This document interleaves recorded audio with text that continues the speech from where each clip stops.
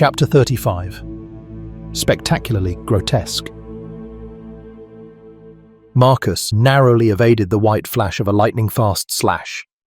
The attack only missed him by the width of a hair, and if he weren't blessed with the extraordinary senses of a bloodthorn, he would have undoubtedly been rendered a couple of inches shorter. It happened so fast and sudden, his eyes didn't even have time to register what it was that actually propelled out of the strange oval-shaped gateway. All he knew was that a new scent had emerged in their midst, one that smelled vaguely familiar but at the same time was so far removed from anything he could recognize. And when he raised his head to face the assailant, he questioned his senses for the first time in life. Even after his eyes finally caught up with his nose, he still refused to believe the signals his brain was receiving. He was gawking, eyes wide, mouth open, heart pounding, paws pouring, at a tall, lanky creature that reached 12 feet in height. It stood on long, thin stilts that were 3 times the length of its skeletal torso. Its arms, just as long and slender as its legs, ended in sharp, bony fingers that drooped to its ankles. A vast network of deep crimson lines webbed across its chalky body, squiggling and squirming like earthworms underneath a thin layer of pasty, translucent skin. But it was the head of the creature that truly deserved its own paragraph. The thing was spectacularly grotesque, both in shape and size, completely unrestrained in extravagance, like the drawing of a monster from an over-imaginative child. The hairless, egg-shaped dome, the size of a cauldron his mother would use to brew her potions in, was disproportionately dangling atop its meagre frame, connected to its body only by a flimsy twig of a neck. 2/3 of the creature's head was occupied by a lipless mouth, filled to the brim with a chaotically disorganized collection of razor-sharp teeth, every single one the size of a dagger. 2 narrow slits sat in the position where normally a nose would be found. For a creature of such remarkable size, it had insignificantly small, beady eyes. They were completely black, faintly glimmering in the sunlight like obsidian stones. Instead of ears, only 2 thinly veiled circular holes covered both sides of its head. The creature announced its arrival with a menacing hiss and didn't waste time introducing itself any further. It wildly hammered its willowy arm like a child that was trying to squash a bug with excessive force. It missed its target by a fair margin, but that barely put a damper on its pup-like enthusiasm. It kept flailing its arms around like an infant that was learning to swim. Only when it pounded nothing but sand for the umpteenth time did a hint of frustration creep onto its monstrous face. Marcus had been ducking and weaving attacks ever since the gargantuan creature appeared. He wasn't given much chance to do anything else besides keeping himself from harm's way. He hadn't even decided whether he should be appalled or amazed by the creature's bizarre appearance. All he could do was to keep evading the whipping claws and patiently waiting for an opportunity to reveal itself. The attacks weren't terribly difficult to dodge for someone like Marcus, who reveled in unarmed combat, but the massive size difference was something he had never experienced before. Every time he thought to have dodged an attack, he still had to make some last-second adjustments just to ensure he wouldn't get entangled with the creature's lanky arms. But despite being overwhelmed by the suddenness of the creature's emergence, as well as the glaring difference in measurements, Marcus was still able to do what he did best, and that was to analyze the strengths and weaknesses of his opponent. For a creature that was about the size of a cottage, it moved with surprising speed and agility. The ferocity of its attacks may mask its rudimentary technique from the untrained eye, but Marcus only took it as a sign of inexperience.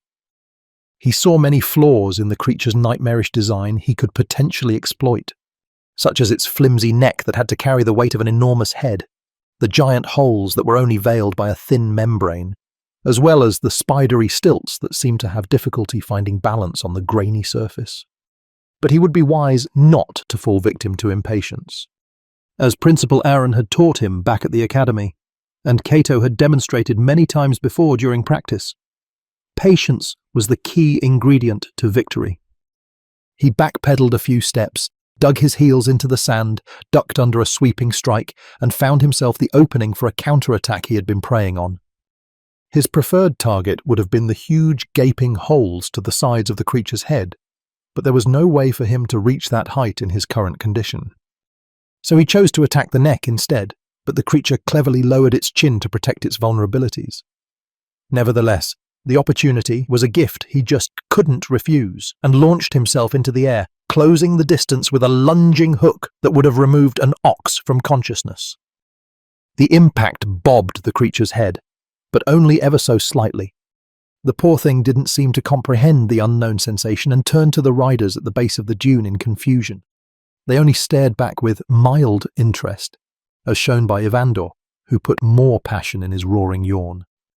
The creature squatted down on its spidery legs and scratched its face with its rake-like claws as if to relieve itself from the itch of a mosquito bite. Marcus bit down on his teeth and snarled when his punch didn't deliver the result he desired.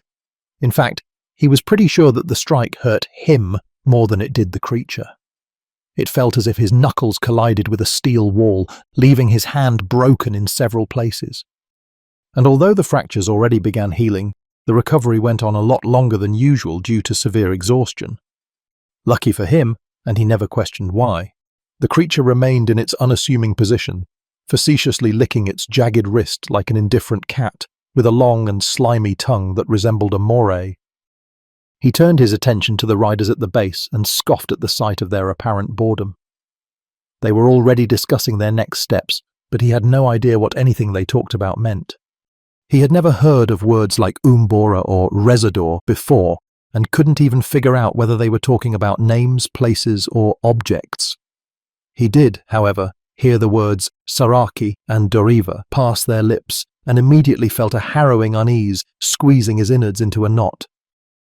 Right before he vacated his position as the commander of the 4th Division, he read reports about some suspicious activities regarding the gathering of a massive army in Doriva.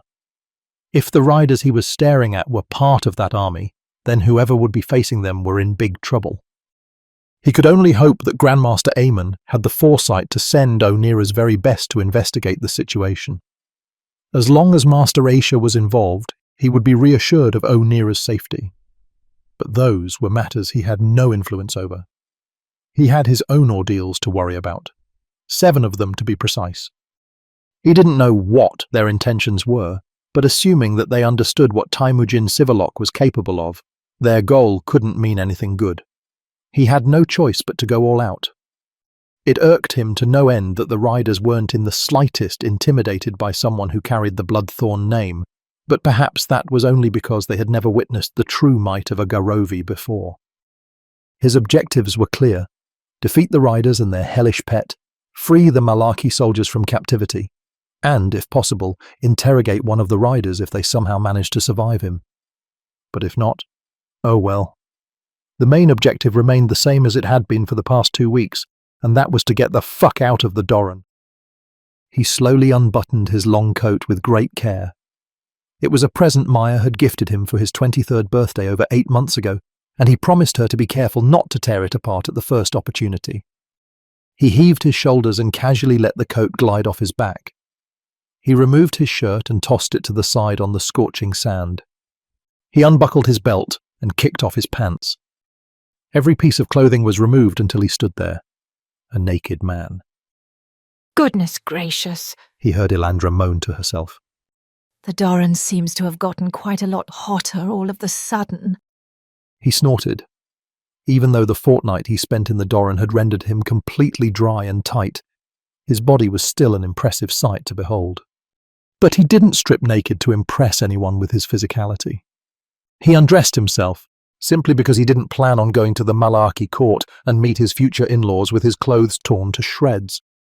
First impressions were important. Everyone kept telling him so.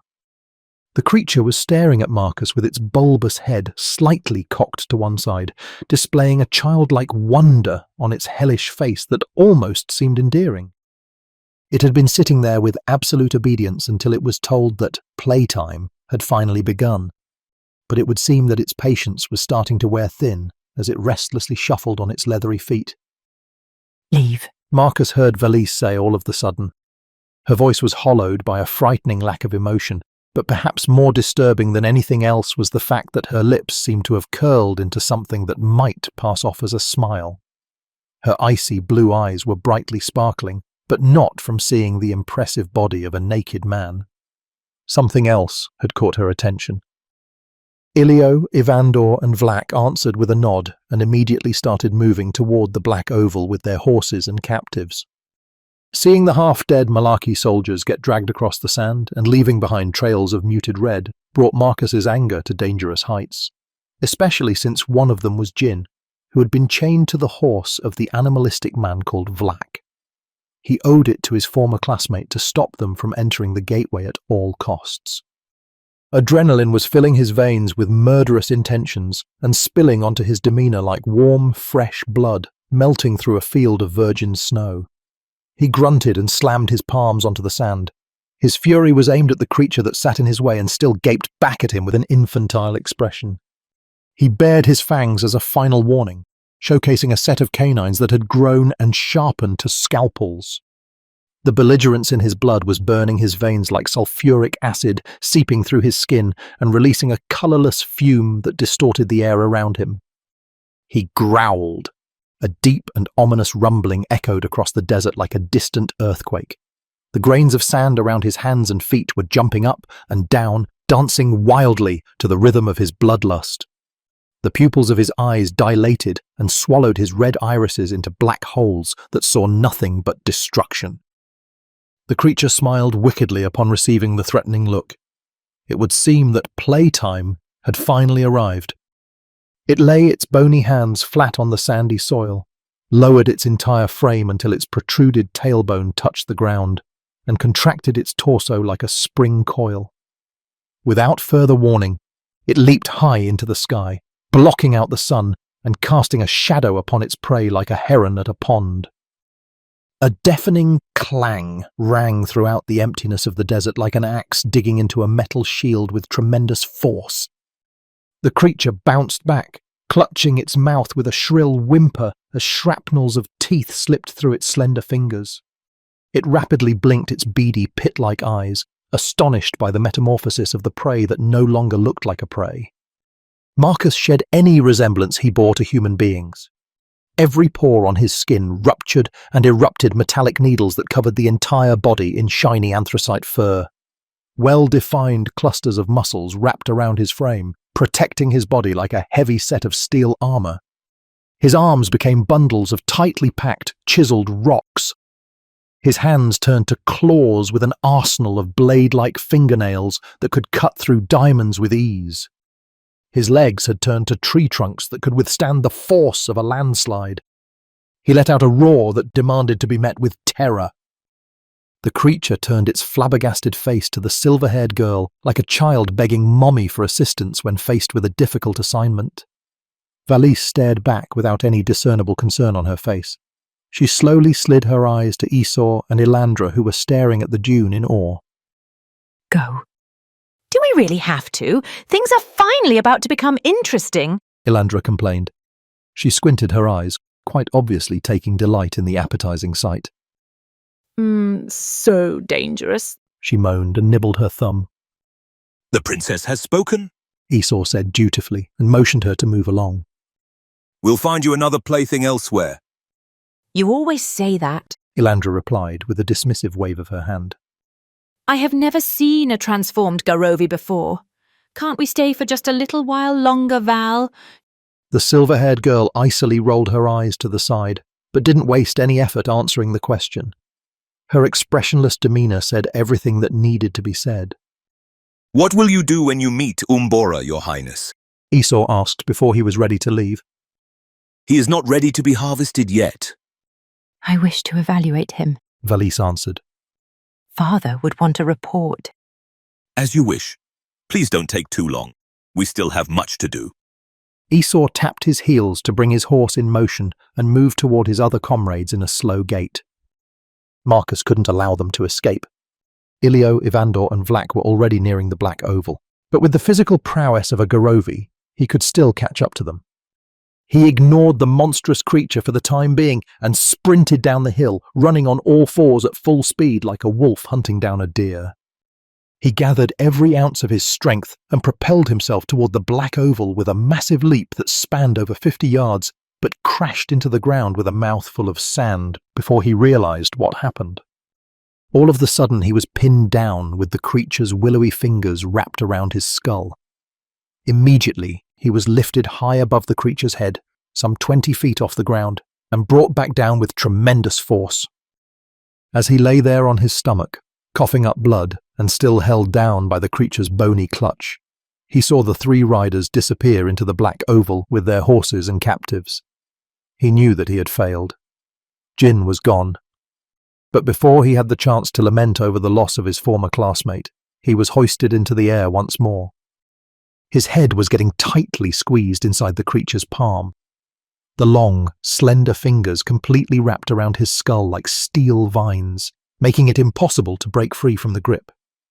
From the corner of his eye, he saw that Esau and Elandra had already reached the oval-shaped gateway, but they were still waiting to see whether he could escape the clutch, or if they had grossly overestimated the power of a Gorovi. He felt his consciousness slipping away, and somehow thought about the snake he snatched up right before his ill-fated encounter with the riders. With a sudden outburst of energy, he managed to force some distance between his face and the creature's palm. Without needing another second to think, he dug his scalpel-like teeth into the pale flesh, tearing off a substantial chunk. The creature instantly loosened its grip and started whimpering while licking its blood-soaked claw. It was the single most disgusting thing Marcus ever tasted, but he stoically chewed on the flesh just to make a point. He swallowed the lump down his throat and showed the creature a face that was hungry for more. My, oh my, Elandra said, and counted her blessing for still managing to catch a glimpse of the Gorovi's might before she left. I know what I'll be dreaming of tonight. She licked her lips and moaned as she passed through the dark gateway. Farewell, Marcus Bloodthorn. It was a pleasure meeting you, Esau said. He gave his beard a single soft stroke and sighed. Unfortunately, you are in the wrong place at the wrong time. He shook his head and vanished into nothingness along with the strange black oval. Marcus spat a reddened phlegm on the scorching sand and wiped the corner of his mouth with a wrist that was covered in fur. He failed to stop any of them from leaving. He turned his rage-filled eyes to the remaining rider, who didn't seem to pay him any mind. It's just you, me, and your creature now, he said. Aren't you at least a little bit worried? Valise slowly slid her eyes sideways to find Marcus and lit up a thin smile that seemed to cast the question back at him. But all of a sudden, half her face was painted red by a splatter of blood.